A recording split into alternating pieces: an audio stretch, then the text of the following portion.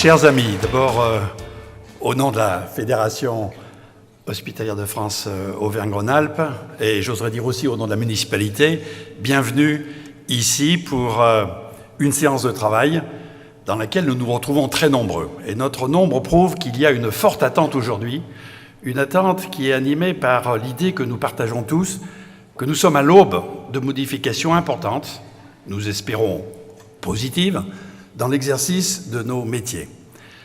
Ceci est perceptible et ceci est nécessaire. Qu'on appelle cela réforme, changement de paradigme, refondation, chacun y met la terminologie qu'il veut. Quoi qu'il en soit, il est certain que des modifications importantes sont à développer et des améliorations permettant un exercice plus confortable. En effet, les uns et les autres, dans nos activités réciproques, médecins, autres soignants, administratifs, nous éprouvons tous un relatif malaise dans nos fonctions. Et ce défi va être un des plus difficiles à relever, surtout que le temps presse. Nous avons, ensemble, la qualité d'appartenir à un pays qui a de nombreuses vertus, mais il n'est pas réputé pour être fort dans la prévention, y compris dans la prévention des crises, y compris dans la prévention des désordres, et on attend souvent d'être dans la difficulté, d'être tout au fond de la piscine pour donner le coup de pied salutaire qui nous permettra ensuite de remonter de façon spectaculaire. Eh bien, nous en sommes parfois un peu là, dans nos activités, où nous éprouvons des difficultés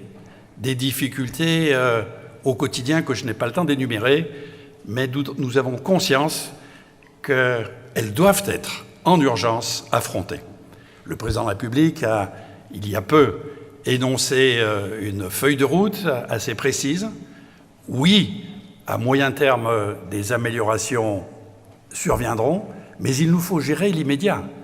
Et cela suppose que nous soyons extrêmement solidaires et qu'ensemble, nous affrontions ces difficultés pour redonner du plaisir au travail à chacun de ceux qui viennent dans nos établissements et que l'on retrouve cet esprit qui, en définitive, a existé à diverses périodes de notre histoire. En effet, je crois qu'il nous faut garder l'inspiration de 1958, pour ne prendre que cet exemple, mais certes, l'application pratique, elle doit en être changée, elle doit s'adapter au XXIe siècle, et il y a des corrections à apporter. Ces corrections sont dans tous les domaines. Et je terminerai simplement en reprenant ce que vient de nous dire Olivier Kellaris, l'importance que chacun reconnaît maintenant du développement de la recherche dans nos établissements. Oui, depuis longtemps, on sait que la recherche médicale se développe avec beaucoup de succès dans les hôpitaux. Oui, on sait que depuis un peu moins longtemps, mais avec tout autant de mérite et de bons résultats, la recherche en soins infirmiers apporte des bénéfices considérables à nos malades. Et il faut faire des efforts pour la développer encore davantage. Et puis, il y a la recherche aussi, bien sûr, dans la gestion, au quotidien, dans l'administration des hôpitaux, à laquelle doivent participer tous, bien sûr les directeurs, mais aussi les CME, les représentants des personnels. J'ai de l'optimisme pour cet horizon prochain.